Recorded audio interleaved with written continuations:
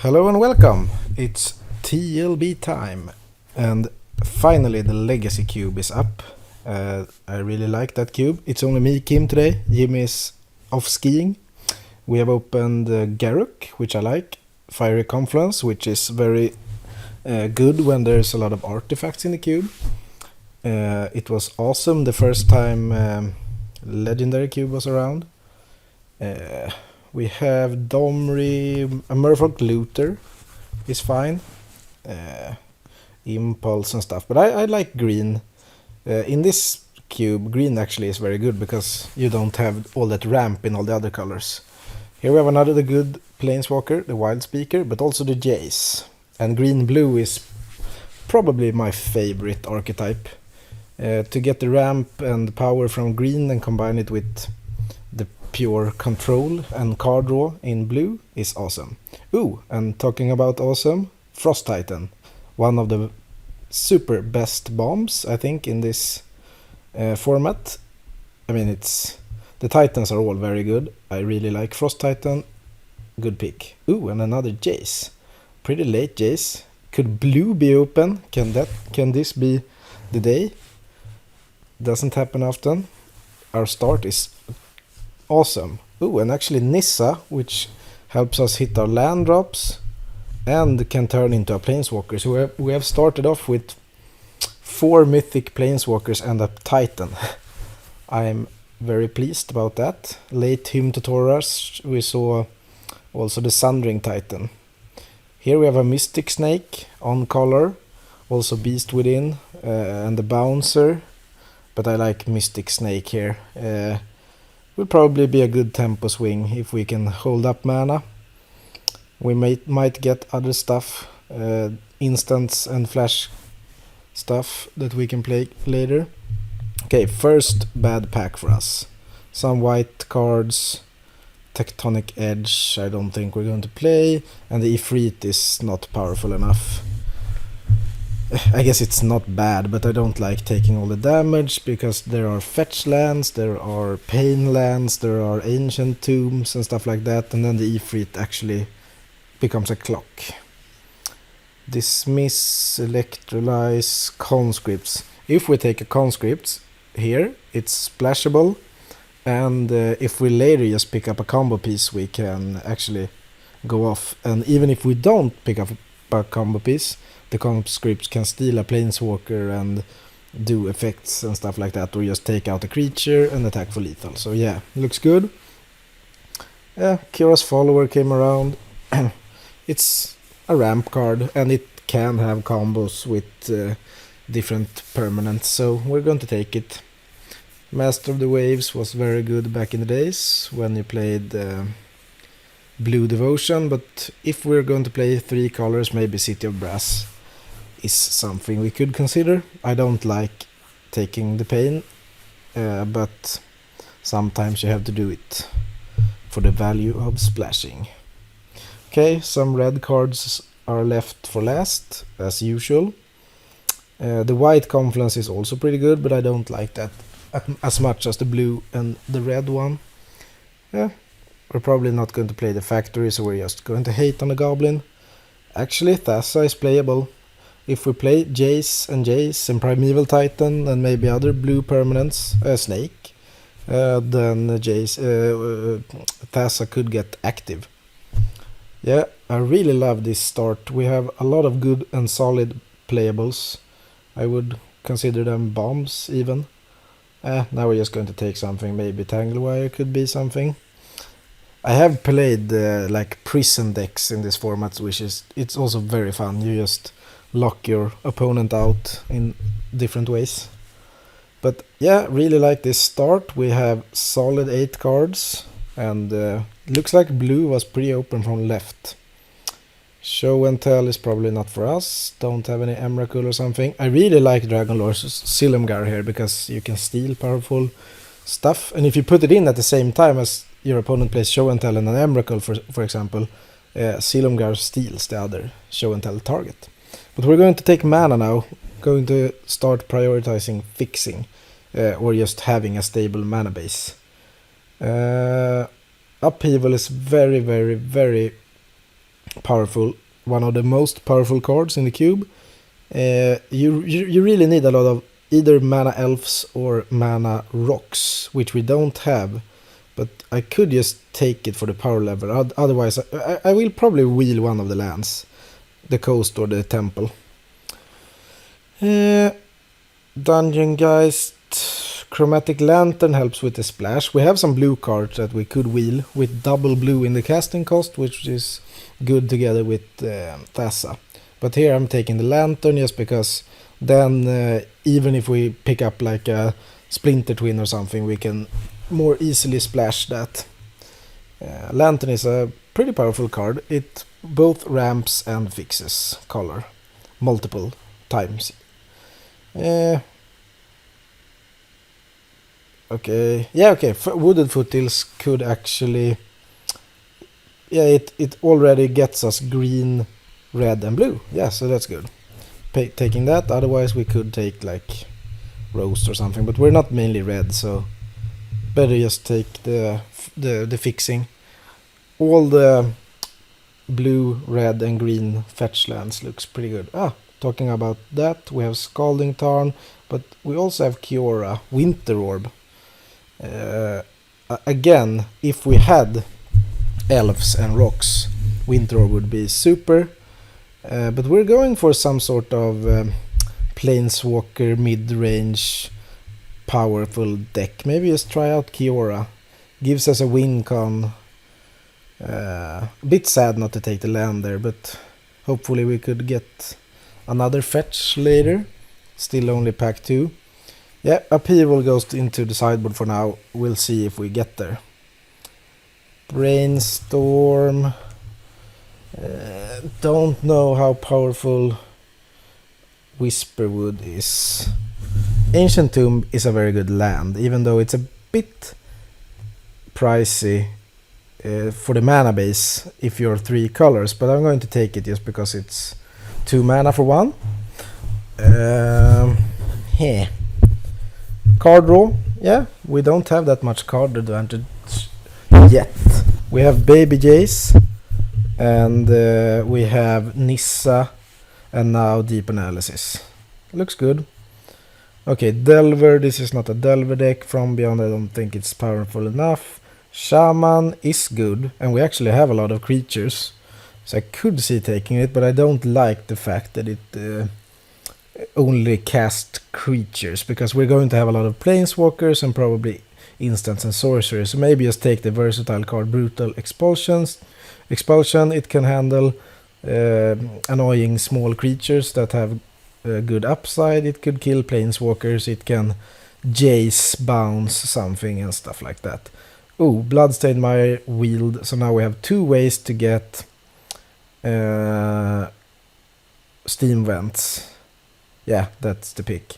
So now I'm not as sad passing the Scalding Tarn, even though I would. And also Yavimaya Coast wield, as we thought.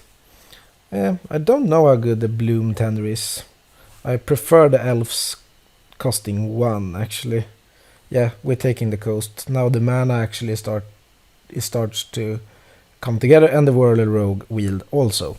So now could see playing that just for the Thassa. We'll see how many playables we get. Koth wheeling is an indication that no one is playing mono red, because Koth is very good in mono red. I'm happy because my deck don't want to play against mono red. Yeah, Old Man of the Sea could get boarded in against Weenies. Dark Depths, I could take it just if I see the combo, but this doesn't look like the Dark Depth deck. Then you need like Vampire Hex Mages and Thespian stage. Okay, Paterskull, Avenger of Zendikar is really good in blue-green if you have opposition, but we don't have that. We have a Taiga here, and as I said, we need better mana, so I'm probably just taking Taiga. Could wheel Icefall Regent, for example. Stroke of Genius, maybe. Yeah, was actually good.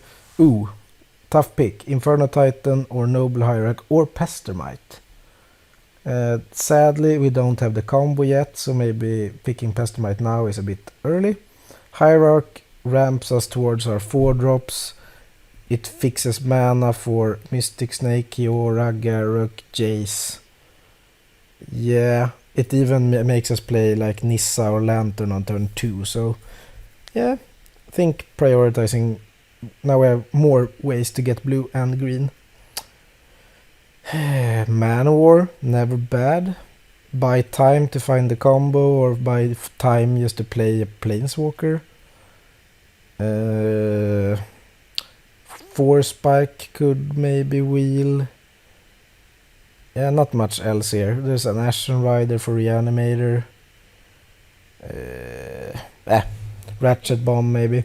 But there aren't any signets or stuff like that, so Ratchet Bomb is worse. Nykthos is a combo with Kira's Follower, but we're not going to have... I don't think we're going to have Reliant Devotion in green. It looks more like blue Devotion, and we're not going to ramp that much, but maybe we'll need it. We'll see.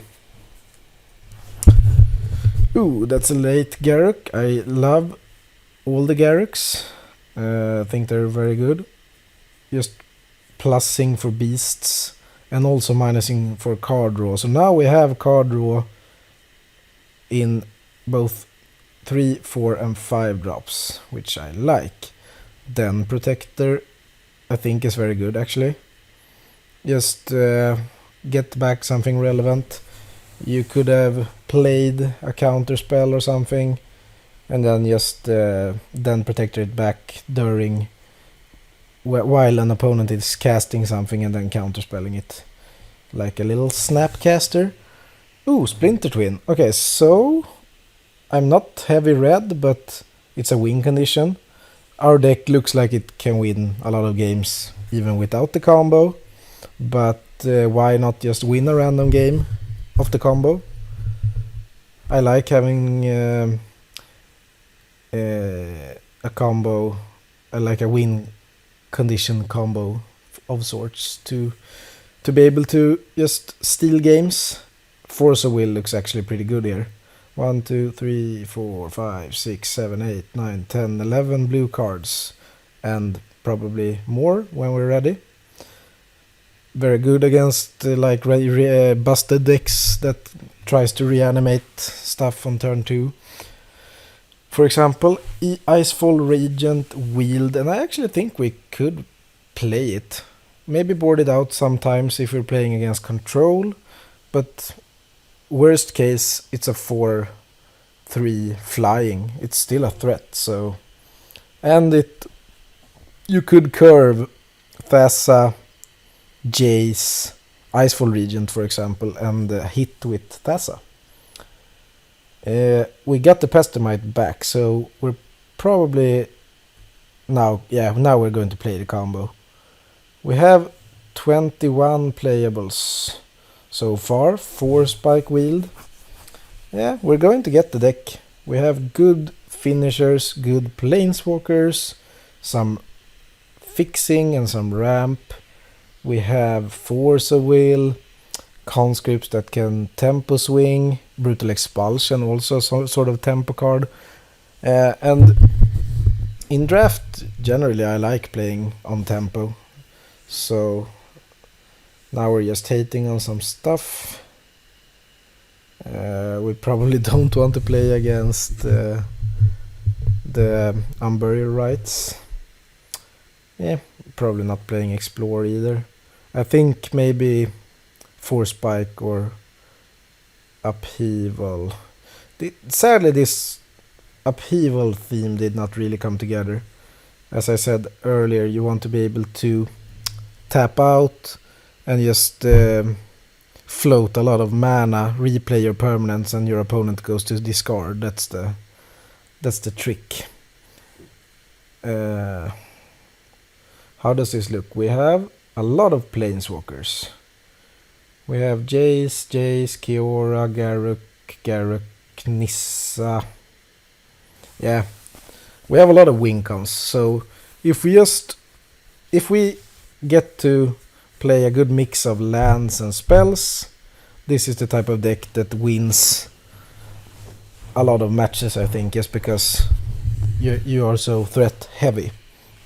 And you can also control a bit with counter spells and just card advantage. The mana looks pretty good, actually. We have both our fetches gets all 3 of our colors, which is very good. That will help, because depending on the context, you might want double blue or single red or something like that. Then all fetches just fixes that for you. I like being able to protect the combo with Force of Will. Against control decks, we could even maybe board in Force Spike just to be able to really protect Splinter Twin. And this deck, since it looks blue-green, people might not expect you to just go end step Pestermite, untap, put Splinter Twin or something. That might actually be a reason just to hold a red land sometimes, so it more looks like a splash. Which it is, but yeah, you know what I mean. Frost Titan looks very good on the top. Yeah, we have pretty good mana, but Ancient Tomb, I'm a bit hesitant to play that card, because fetches costs life. Steam Vents could shock. Yavimaya Coast is life loss. Flashbacking Deep Analysis is life loss. And Ancient Tomb, you actually don't have a choice. You have to tap it and lose 2 life. Or just not use it. So you can't even, like Yavimaya Coast, use it for colorless. Or generic. I guess Chromatic Lantern could fix that, but I'm a bit scared just to run into a white weenie deck or red-green aggro or just red aggro, even though it didn't seem like there was a red aggro deck drafted at this table. Hopefully not. Yeah, the mana looks good. I don't need 2 mountains. I think I want to play 5 forests. Maybe 5. Yeah, because we have the fetches is also blue and green. The dual lands are blue or green. Coast is blue and green. City of Brass. Yeah, we also have City of Brass. So yeah, Ancient Tomb is not fixing and it's damage. So I'm probably not going to play that. Could see just putting in another island, because there are so many double blue.